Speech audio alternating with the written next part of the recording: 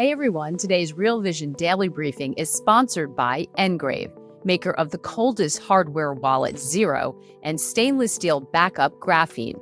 Engrave brings you the highest security in a touchscreen experience to safely manage all your crypto offline. Enjoy a 10% Real Vision discount in engrave.io shop with the code RealVision. Now to the top analysis of today's markets.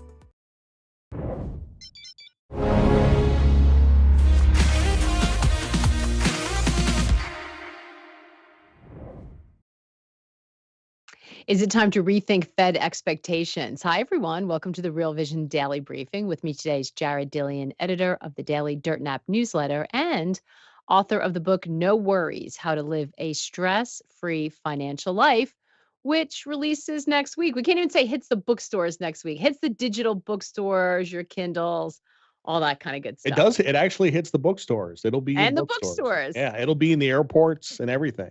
Awesome. Go, Jared, congratulations. You are so prolific. Congratulations on this latest book. Thank you. Yeah. Actually, I have another one in the works for about a year from now. Oh my goodness. It's We all already need to be written, ready to go. we all need to be as productive as you are. That's for sure. But we're excited about this one, and just so you all know, Jared and I actually taped a conversation about the book and really how to have a healthy relationship with money. That's going to air as part of our personal finance education week later this month, which we are super, super excited about. We're going to have a host of conversations, and I think they're great. I certainly got a lot out of it. So it's going to be fantastic. So, and we're going to have some more fun stuff coming up about the book, but you'll have to wait for that. It's just a teaser. So, Jared, let's talk markets, though. Let's talk a little institutional finance. And we had a sell-off in stocks, a backup in bond yields. When you look across the sort of action today as we kick off the week, of course, coming off a holiday here in the U.S., what changed today? Why did it seem? Why did the sentiment seem to shift today? Well, it's all about rates. Gosh, I don't even remember what happened last Friday. We had inflation, didn't we? It was PPI, yeah. Yeah. So we had a soft PPI number on Friday, and 2-year yields just got rocked.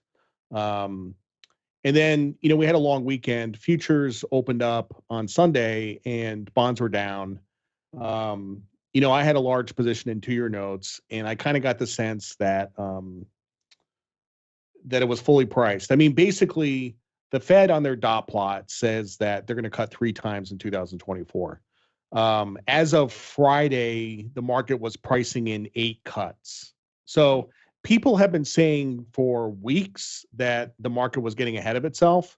And my response to that has always been, yeah, but the market always gets ahead of itself, and just shut up. And like, if you're not on the right side of the trade, just stop complaining about it and like get on the right side of the trade. But so today, while we were talking earlier, Waller came out and said basically that there was no need to rush the rate cuts. And bonds gap lower, and stocks gap lower, and gold gap lower, and it was a pretty terrible day all around. Some of the charts are looking broken here. If you look at a chart of stocks, you got a little bit of a double top, and we're rolling over for a second time. I'm short stocks. I've been building a short position over the last couple of weeks. I'm expecting at least a 6 to 8% correction, and we'll see what it turns into. I think yields have bottomed for the short term and are probably going to bounce, probably going to retrace half the move, honestly. I mean, you could see tens get to 4.5%. So I'm looking for that. And I think unfortunately, I think gold probably broke today, at least for the short term. I don't think we're going to make up a run up to the highs anytime soon. So Wow, basically, yields are going to be going up, and things are going to get difficult over the next couple of months. So yeah. So do you feel like this is we came a long way, didn't we, from November? Is this just part of a consolidation process or part of, recalibrating, or is there something else going on more fundamentally that you're looking at? Did we just overshoot in the near term, or are we in an environment where rates had no business being that low and we're kind of still worried about growth, worried about inflation, whatever that, that camp Well, the has thing I'd always like been to worried point about. out, I'm looking at this right now. Twos, tens are at negative 16 basis points. So the curve is still inverted, but it's inverted by a lot less than it was before. And it's in the process of uninverting very fast, right? So the conventional wisdom around this is, usually a yield curve inversion like presages a recession, that you actually get the recession when the yield curve uninverts. So if the yield curve goes positive, if twos, tens goes positive, um, that should kick off the recession, which means you definitely don't want to be long stocks. But I mean, just what I'm looking for is for stock bond correlation to go negative again, right? Mm. Like if let's say we have a vicious correction, 10, 15, 20%, and the Fed starts actually cutting, then you should see stock bond correlation go back to being negative. You should see stocks go down and bonds go up. So that's kind of what I'm looking for. Um, Basically, my whole trading philosophy is centered around waiting for correlations to break down. Most people trade in such a way that they are more comfortable when correlations are stable. Mm. Usually, when correlations break down is when people get run over. So I like to be on the right side of that. So it's interesting. I think it's interesting to point out. We've been talking a lot about this, about, you have your framework, you have your whatever those guidelines are that you look at. And you mentioned that bond trade. You were, I don't want to say you were early, but it was not popular opinion when you were talking about bond yields having peaked, and getting into that bond trade. How do you know to get out? How do you not get locked into the narrative? Because that's been, we know that there are people who are like, inflation, we're going to be higher for longer. There's an inflationary period. It's going to be like the 70s. And they just, hang on to that. And you just talked about really watching the markets and looking for signals, feeling like that sentiment turned, and then getting out while the getting out was good. You feel Yep. like, you made enough money. How do you sort of have the discipline to do that and not get married to the narrative? Uh, it's like you said, it's really getting to the point where you made enough money. Like we were talking earlier about infinity or zero, right? This whole concept of infinity or zero. And what 97% of people do is they're in a winning trade and it goes their direction, which is like positive feedback. And they like the positive feedback. So they stay in the trade and they keep getting positive feedback. And they get the most excited about the trade when it's the worst time to be in the trade. You know what I mean? So I am a profit taker. Like I often take profits too early, but I take profits. And there's a whole bunch of people that have put on a trade and it went their way and they didn't take profits and then it went back the other way and they got killed. So Yeah. That's we talk this is one of the questions that come up all the time. Is why I asked you about it.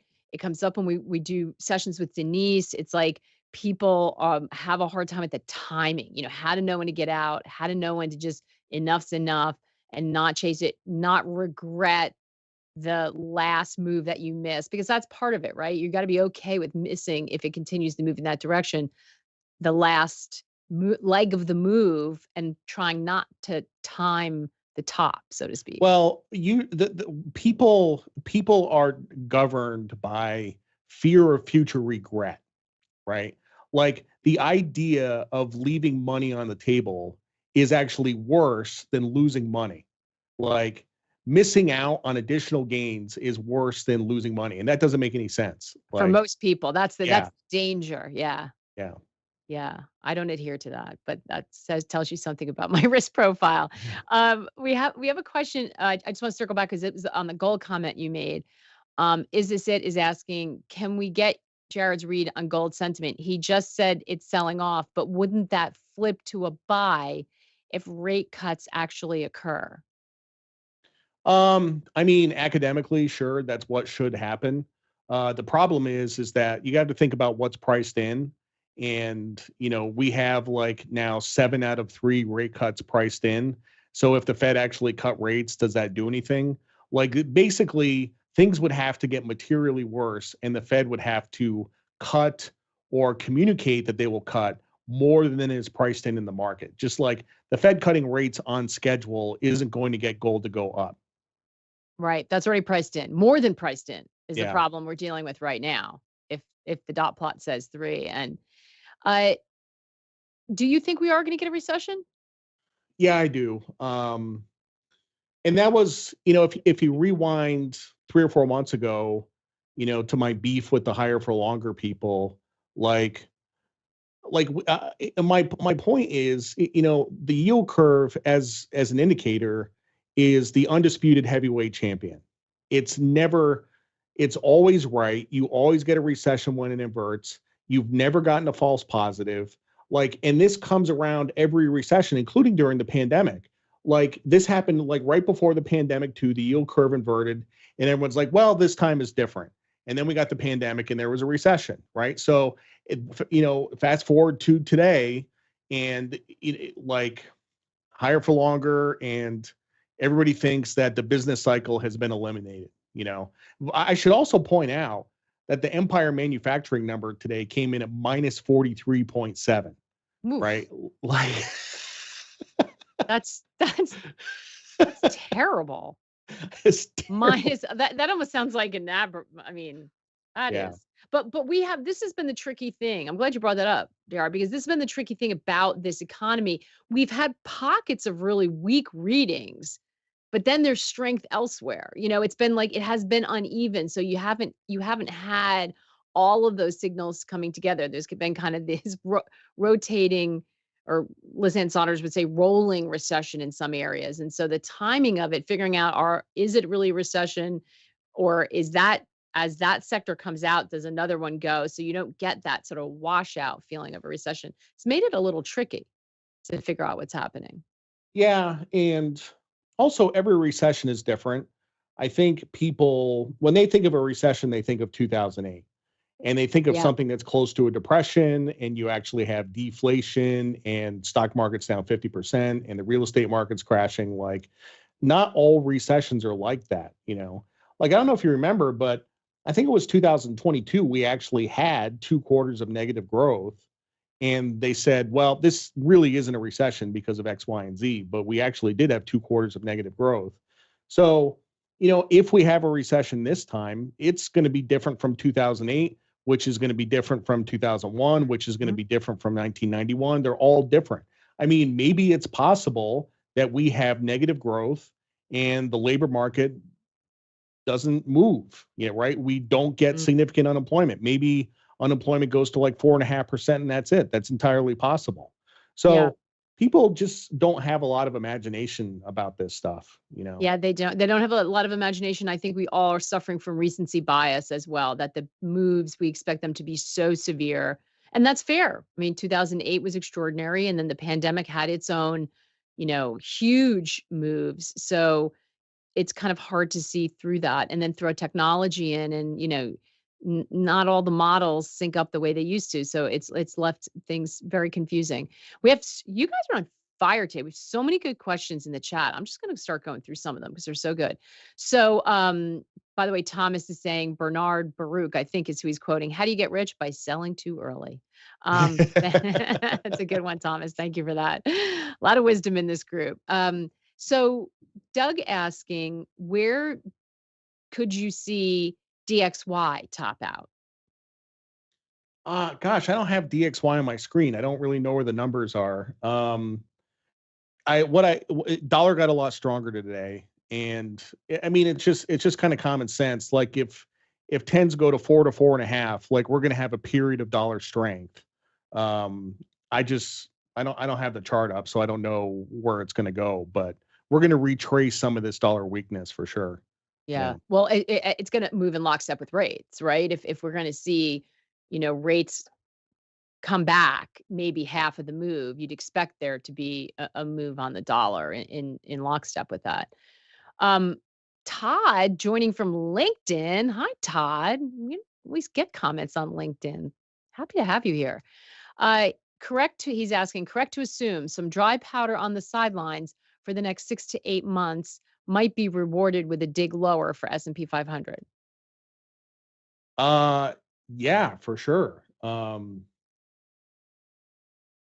Like I said, it's the S&P is the hardest thing to trade in the world. It's absolutely the hardest.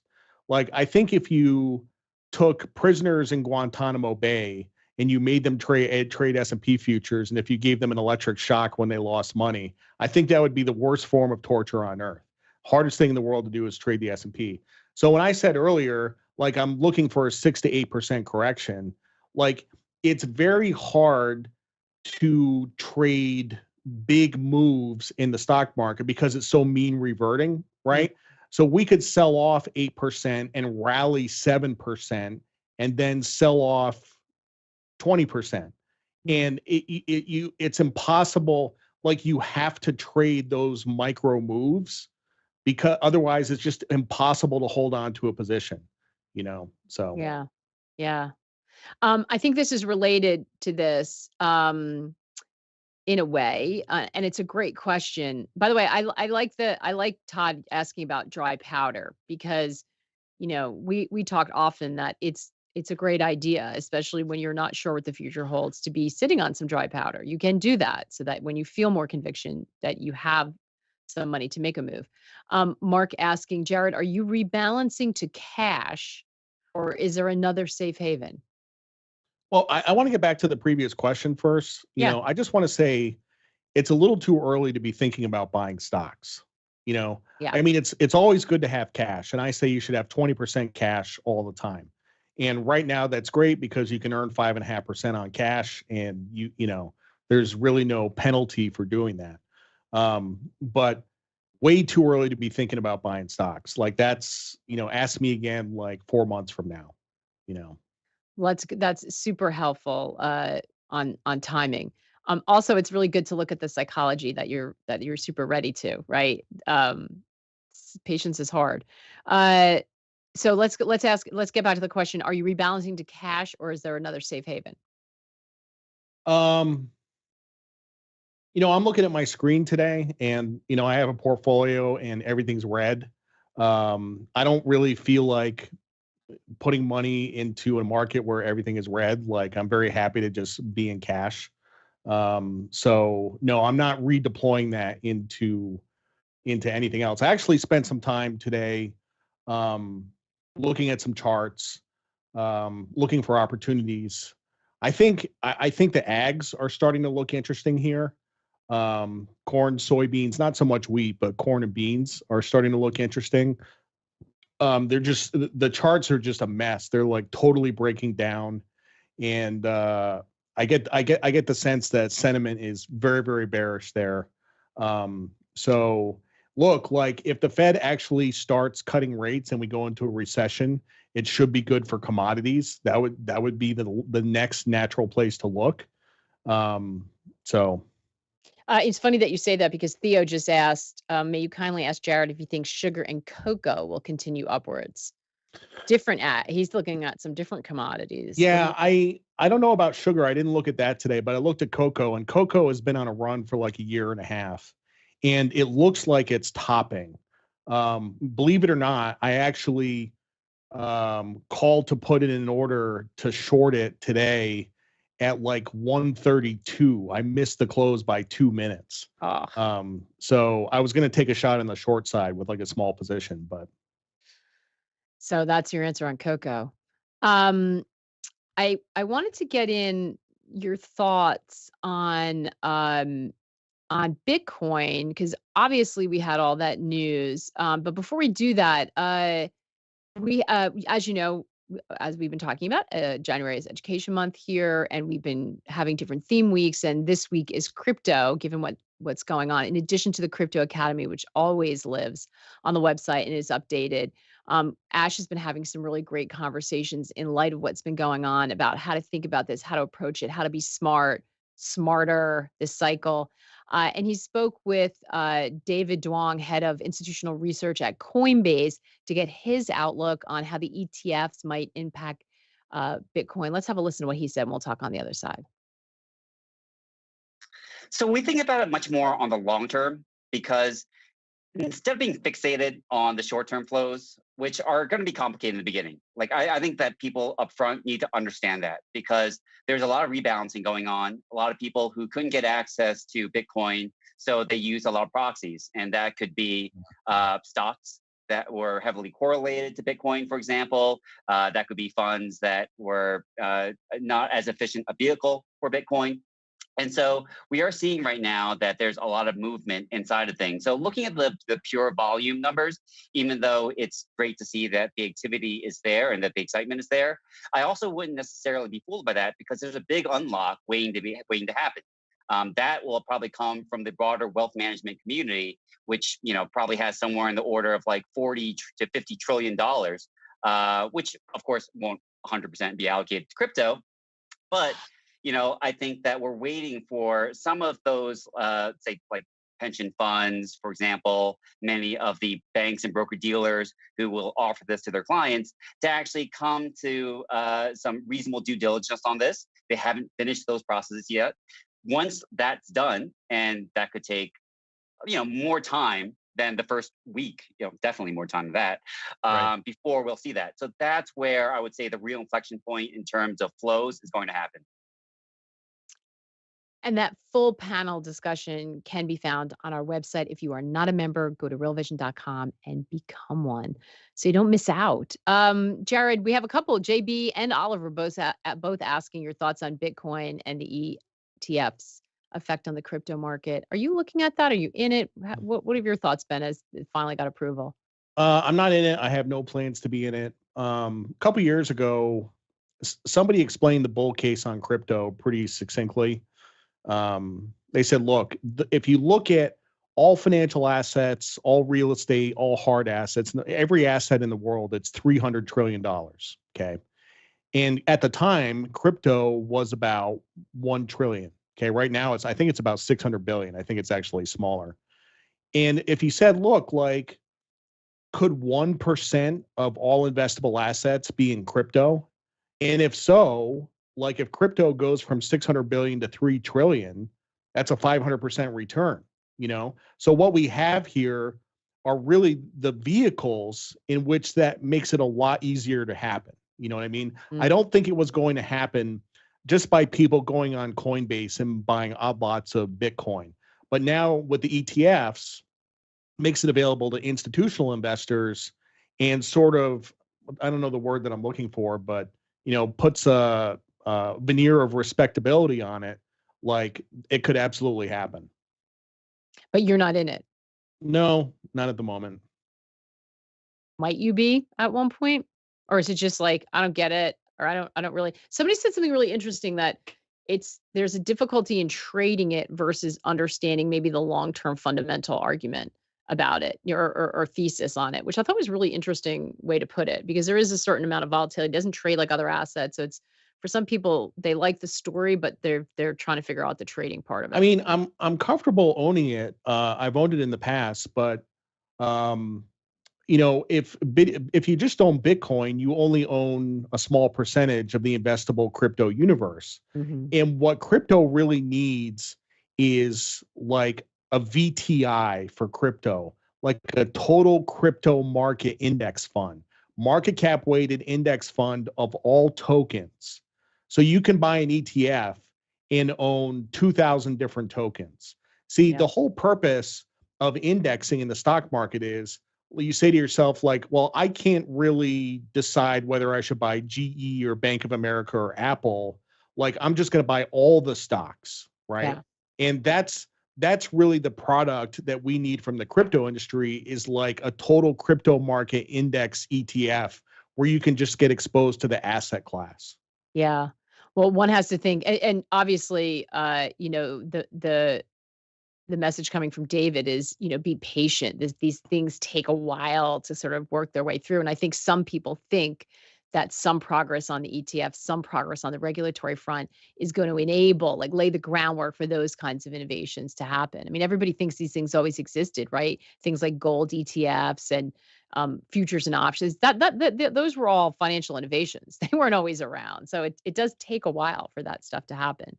But it's a great point. I think so. I think a lot of people would agree with you. They just like a piece of all of it, as opposed to having to decide. Um, there was a question in here about, or was it on the chat about, yeah, this is from Bo. that we still have people worried about the banking system. So Bo's asking, can you see a scenario where rising bond rates create a problem for banks that use the BTFP? Uh, If rates I are don't. going headed higher again, does that kind of renew pressure on some of those more I mean, challenged I banks? think. Well, I said earlier that I think yields are going to go up a bit, but I don't think they make new highs. At least not in the next Mhm. couple of years. Like I don't see tens going to 6 or 7% or anything like that. Like I don't think that's going to happen. Um, I think we probably get a move higher to like 4.5, and then maybe I mean, this is all conjecture, but maybe the recession hits, and then tens go to 3.5 or 3. Like I think that's the path. So I'm not worried about like a disorderly move to 7% in tens and it blows up the banking system. Like that's just it's not on my dance card. So Yeah. It sounds like you're more worried about private equity, right? yeah, yeah.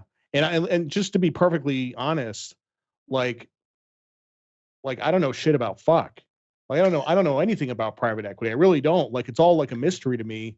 But what I do know is that you've had a couple of iterations on Wall Street where a certain sector of Wall Street got really, really popular and then it blew up. So hedge funds in the mid 2000s, right? I mean, I was in the middle of this at Lehman Brothers. Like we had a predominantly hedge fund client base for the ETF desk.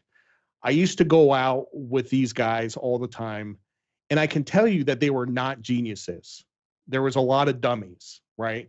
And the better that hedge funds did, the more dummies it attracted. You know what I mean? Yeah. And eventually, that whole thing unwound, and the hedge funds pace got very concentrated and very institutionalized. And a lot of those guys are selling insurance at Northwestern Mutual right now. So I mean, private equity I don't want to say it's the same thing because I think there's more sophisticated people doing that, but it's gotten very popular. If you talk to 22, 23-year-old kids, they all want to work in private equity. It pays more, it's more respectable. And it's a bubble. Like I don't even want to say it's a financial bubble. I want to say it's a sentiment bubble. So Yeah. Our crowded trade, right? Everybody's in it. It's going to be interesting to watch. That has big implications. A lot of people have been worried that if there is a stress point, that it's not where you think it is. It's not the banks. It's in that private market, that private credit, that private equity, private credit market. AJ asking, what's your view on small caps? Uh, I don't kind of neutral right now. I mean, I was pretty bullish on small caps. Uh, I guess 6 weeks ago or something like that. Like I caught it in my newsletter. I didn't put it on personally, but now it's retraced a little bit. But I think this is going to be a process. I think small caps eventually do outperform, but I think it's going to take a process of bottoming for 6 months to a year. So, I mean, if you ask me, like, if I had $100,000 and I could buy small caps or large caps, I would actually buy small caps, but Mm, I don't have a lot of conviction on that. So, mm. We got time for one or two more. Of course, we've got a question about your thoughts on uranium stocks after the parabolic rally year to date. yeah, this is, uranium has done really well, and I've been following it. I think the sentiment is getting a little stretched on it. I do. Um, like the move on Friday was kind of parabolic. You got spot uranium over $100. Like people are piling in. Like this kind of sounds like at least a short term top to me, and possibly a long term top. So Yeah, we're in the danger zone, maybe. Uh, this is a interesting question from DD. Do all the experts that missed the rally that we had at the end of the year into the start of this one buy back at the next correction, or do they wait for the recession that they've been expecting for 2 years? uh well, it kind of gets back to the guy earlier that was in a big hurry to buy stocks. Like, I mean, I missed the rally. Like, I totally missed it. Like, stocks were down at 41.50. Sentiment was pretty bombed out. I should have bought it. I didn't. I totally missed it. But I can tell you that I'm just not in a hurry to buy stocks, and I don't think you should either. Like, it's if we get a recession, Stocks are going to be down at a minimum 10%, probably closer to 20, maybe more. Like, it's going to be a process. It's going to take time. Like, just, before we go, I just want to say that as I get older, the most important attribute you can have as a trader is patience. Absolutely, it's patience. You have a thesis and it's taking a long time to set up. You have to have the utmost patience to get that execution perfectly. So, yeah, patience and discipline, right? They go hand in hand. One more, and that's the hardest part. And by the way, whenever we do the academy and we have sort of experts on that, a lot of what we talk about is exactly that: protecting yourself, having discipline, having a framework, so that when you get excited, you don't go depart, and make an error. Two different people asking about nat gas as we close out here. Any thoughts about taking a breather for the next round higher? Question mark. I'm just going to punt on that one. I don't know. Don't follow it. Sorry. Will do. You can't follow everything. Yeah. That's the other thing. You can't, well, some people do, but some people, wait, I just heard somebody said I'm a mile wide, inch thick, or I'm an inch wide, mile deep. Like, you can't have your area of expertise everywhere. Great questions. By the way, Brian did a YouTube poll I'm just seeing here. Are you bullish or bearish stocks? Very interesting. You guys were split right down the middle, 50% bullish, 50% bearish. That's very interesting. We shall see. We shall see. Fantastic questions, everyone. You really came rocking and rolling, and we absolutely love that. Jared, great to catch up with you again today. We have an announcement too before we go. You guys in the chat are talking about NFTs. I couldn't follow it all because we were in the middle of a show. And also about music, electronic music. They must be talking about your DJing skills, Jared. But on the NFT front, we are giving away free NFTs for all new members. The pre-mint is now open.